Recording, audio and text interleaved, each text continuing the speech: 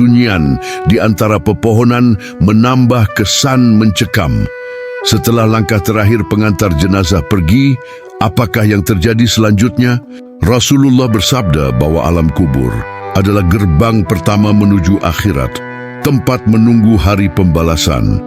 Dalam Islam, jenazah harus segera dimakamkan sebelum adzan asyar atau paling lambat sebelum tengah malam. Semasa hidup, seseorang mungkin terbuai oleh popularitas dan harta, tetapi saat ajal menjemput, yang tersisa hanyalah amal perbuatannya. Rasulullah menyebutkan 3 hal yang mengiringi jenazah, yaitu keluarga, harta, dan amal. Namun, hanya amal yang tetap menemaninya di alam kubur. Dikatakan bahwa seseorang yang baru meninggal, ia belum menyadari kematiannya. Ia akan mendapati suasana gelap gulita hingga sekitar 7 menit kemudian, 2 malaikat, Mungkar dan Nakir, datang menanyainya. Alam kubur adalah tahapan awal kehidupan setelah kematian. Berikut ini 8 tahapan kehidupan setelah kematian, serta doa agar selamat dari siksa neraka dan menjadi ahli surga. Dan sebelum lanjut, jangan lupa untuk support channel ini dengan like dan subscribe. Bismillah, mari kita mulai pembahasannya. 1. Malam pertama di alam kubur. Di alam kubur, jenazah mengalami proses yang berlangsung hingga 25 tahun. Pada malam pertama, jasad mulai membusuk. Diawali dari perut dan kemaluan. Itulah alasan semasa hidup setiap manusia seharusnya menjaga 2 bagian tubuh tersebut. Kemudian warna kulit menggelap dan malam kedua organ dalam seperti lambung, paru-paru, dan hati mulai membusuk. Malam ketiga bau busuk mulai tercium. Setelah 7 hari, wajah membengkak dan dalam 10 hari pertama pembusukan semakin parah. Setelah 2 minggu, rambut mulai rontok dan dalam 15 hari, jasad dikerubuti hewan tanah. Setelah 6 bulan, hanya tulang yang tersisa dan dalam 25 tahun, kerangka pun habis kecuali 1 bagian kecil yang darinya manusia akan dibangkitkan pada hari kiamat. Kehidupan di alam kubur. Ketika roh meninggalkan jasad, awalnya ia merasa seperti dalam mimpi. Namun, setelah menyadari dirinya sudah meninggal dan berada dalam gelapnya alam kubur, ia pun syok dan bersedih. Firman Allah dalam Quran Surat Al-Mu'minun ayat 100 menyebutkan bahwa alam barzakh menjadi dinding sampai hari mereka dibangkitkan. Di alam kubur, manusia sudah bisa mengetahui tempatnya di akhirat. Jika ia ahli ibadah, ia akan diberi ketenangan. Tetapi jika penuh maksiat, ia akan disiksa. Tidak ada yang bisa menolongnya kecuali amalnya sendiri. Hadis riwayat At-Tirmizi disebutkan pula wujud malaikat Mungkar dan Nakir akan datang sesuai dengan amal perbuatan sang ahli kubur semasa hidup. Jika lebih banyak melakukan kemaksiatan, maka yang datang adalah sosok menyeramkan. Tetapi jika dia seorang yang ahli ibadah, maka yang akan datang adalah sosok yang rupawan. Keduanya akan langsung menanyakan tentang man robbuka, siapa Tuhanmu, apa agamamu, apa kitabmu, dan siapa nabimu.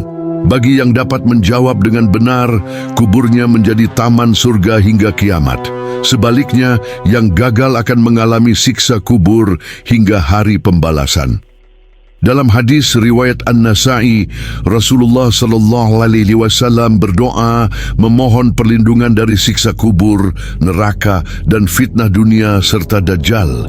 Oleh karena itu, beliau selalu mengingatkan umatnya untuk memperkuat amal dan doa agar terbebas dari azab kubur. Allahumma inni a'udzubika min adzabil qabri wa min adzabin nari wa min fitnatil mahya wal mamati wa min fitnatil masihid dajjal. Artinya, ya Allah, aku berlindung padamu dari azab kubur, azab neraka, cobaan hidup dan mati, dan fitnah dajjal yang terhapus dari rahmat Allah. Maka bacalah doa itu setiap solat 5 waktu. Karena doa-doa itu selain mengingatkan kita akan mati juga, selalu memohon keberkahan dan ampunan dari Allah Subhanahu wa Ta'ala. Kedua, hari kebangkitan atau Yaumul Ba'ats. Hari kebangkitan, Yaumul Ba'ats, adalah kehidupan setelah mati, sebagaimana dijelaskan hadis riwayat Muslim nomor 1854 berbunyi, sebaik-baik hari di mana matahari terbit adalah hari Jumat. Pada hari Jumat Adam diciptakan, pada hari itu dia dimasukkan ke dalam surga, dan pada hari Jumat itu juga dia dikeluarkan dari surga. Hari kiamat tidaklah terjadi kecuali pada hari Jumat. Hari kebangkitan terjadi setelah malaikat Israfil meniup sangkakala. Tiupan pertama menyebabkan kehancuran total dan kematian seluruh makhluk, sebagaimana firman Allah Subhanahu wa Ta'ala. Dan ingatlah, hari ketika ditiup sangkakala, maka terkejutlah semua yang di langit dan di bumi, kecuali siapa yang dikehendaki Allah. Quran Surat An-Naml ayat 87. Tiupan kedua membangkitkan kembali semua makhluk untuk menghadapi perhitungan amal, sebagaimana dalam Quran Surat Az-Zumar 68 dan Al-Zalzalah ayat 6. Dan ditiuplah sangkakala, maka matilah siapa di langit dan di bumi, kecuali siapa yang dikehendaki Allah. Kemudian ditiup sangkakala itu sekali lagi, maka tiba-tiba mereka berdiri menunggu putusannya masing-masing. Dalam surat Al-Zalzalah ayat 6 yang berbunyi, Yauma idzi yashdurun nasu astatal yurau a'malahum. Artinya, pada hari itu manusia keluar dari kuburnya dalam keadaan yang bermacam-macam supaya diperlihatkan kepada mereka balasan pekerjaan mereka. Hari kebangkitan adalah awal kehidupan baru menuju pengadilan Allah Subhanahu wa Ta'ala, di mana setiap manusia akan menerima balasan atas amalnya. 3. Hari penggiringan ke padang mahsyar. Allah Subhanahu wa Ta'ala berfirman dalam surat Ibrahim ayat 48 tentang padang mahsyar. Yauma tubaddalul ardu ghairal ardi was samawatu wa barazu lillahil wahidil qahar, yaitu hari ketika bumi diganti dengan bumi yang lain, dan demikian pula langit. Mereka, manusia, berkumpul di padang mahsyar menghadap Allah yang Maha Esa lagi Maha Perkasa. Rasulullah SAW dalam Sahih Muslim bersabda, manusia pada hari kiamat akan dihimpun di padang mahsyar dalam keadaan tidak beralas kaki, telanjang bulat, dan tidak bersunat. Aisyah radhiyallahu anha bertanya, wahai Rasulullah, apakah wanita dan pria semuanya berkumpul jadi satu dan saling memandang? Beliau bersabda, di sana keadaannya sangat mencekam sehingga tidak ada kesempatan bagi mereka untuk saling melihat. Hadis riwayat Muslim. Di hari itu, semua makhluk, manusia, jin, dan hewan dibangkitkan dan digiring ke padang mahsyar, tempat luas yang datar dan berwarna putih, tanpa tanda atau batas. Semua berkumpul dalam keadaan berdesakan menunggu pengadilan Allah. Di sana, tidak ada lagi pangkat atau kehormatan duniawi, hanya amal perbuatan yang dibawa sebagai bekal. 4.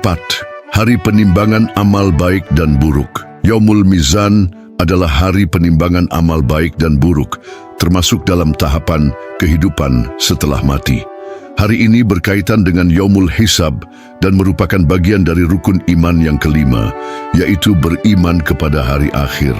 Dalam Al-Quran, Allah Subhanahu wa Ta'ala berfirman dalam surat Al-A'raf ayat 187 bahwa hari kiamat pasti terjadi, tetapi tidak ada seorang pun yang mengetahui waktunya selain Allah Subhanahu wa Ta'ala. Pada hari kiamat, setiap amal manusia akan ditimbang, sebagaimana disebutkan dalam surat Al-Anbiya ayat 47.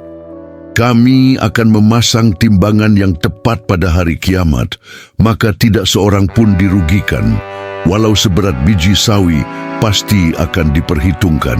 Setelah manusia dikumpulkan di padang mahsyar, catatan amal akan diperlihatkan.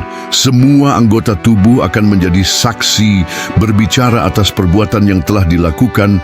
Mulut tidak bisa berbohong karena anggota tubuh akan berbicara. Tidak ada pengacara atau saksi yang bisa dibayar, karena setiap bagian tubuh akan memberikan kesaksian yang jujur. Amal baik dan buruk akan ditimbang dengan keadilan sempurna, menentukan nasib setiap manusia di akhirat. Kelima, yaumul hisab. Setelah menjalani penimbangan amal ibadah semasa hidup di dunia fana, maka seperti disebutkan bahwa yaumul hisab juga terdapat semua makhluk hidup, yakni setelah menerima buku catatan, para jin dan manusia akan menjalani penghitungan amalnya. Sebab semua amalan sekecil apapun akan mendapatkan balasan yang setimpal dengan perbuatan.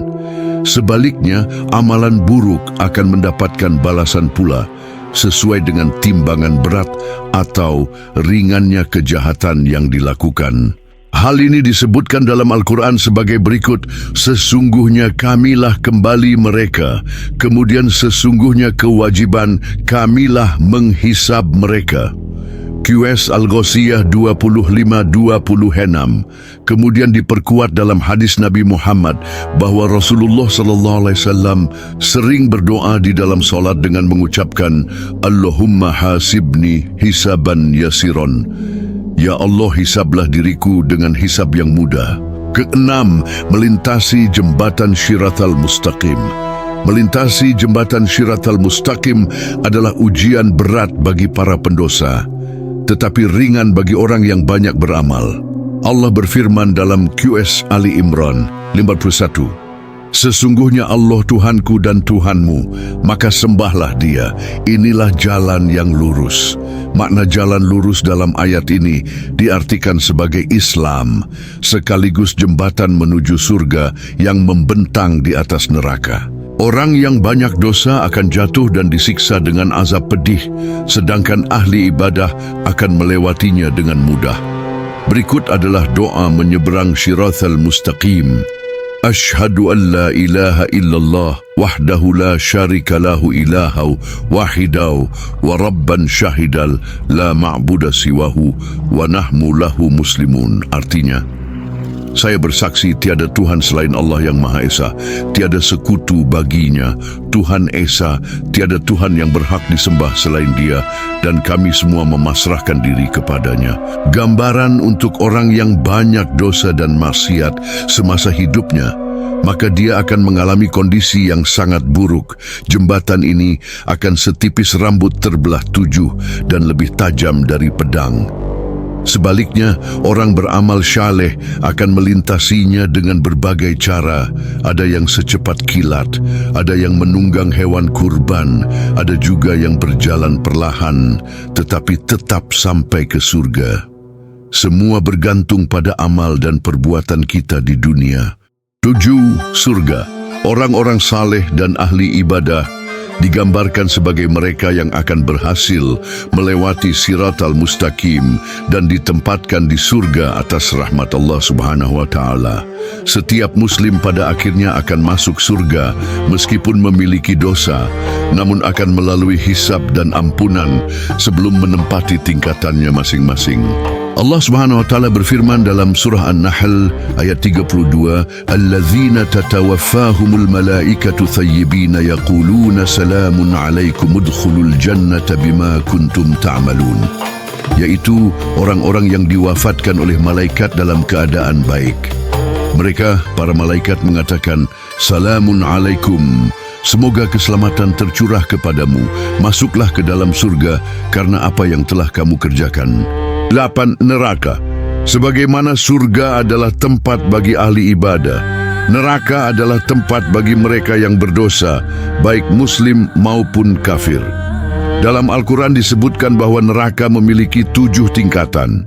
Allah berfirman dalam surat Ali Imran ayat 77, sesungguhnya orang-orang yang memperjualbelikan janji Allah dan sumpah-sumpah mereka dengan harga murah, mereka itu tidak memperoleh bagian di akhirat. Allah tidak akan menyapa mereka, tidak akan memperhatikan mereka pada hari kiamat, dan tidak akan menyucikan mereka. Bagi mereka azab yang pedih. Mereka ini adalah golongan orang kafir, munafik dan setan. Adapun 7 tingkatan neraka tersebut adalah neraka Jahannam, Lazha, Hutamah, Sa'ir, Sakar, Jahim, Hawiyah. Semoga kita semua diselamatkan dari siksa neraka dan menjadi penghuni surga. Amin ya Rabbal Alamin. Semoga pembahasan ini bermanfaat dan menambah keimanan kita kepada Allah Subhanahu wa Ta'ala dan Rasul-Nya. Jangan lupa dukung channel Nilnal Muna dengan like, subscribe agar kita bisa belajar bersama. Sampai jumpa di video berikutnya. Wassalamualaikum warahmatullahi wabarakatuh.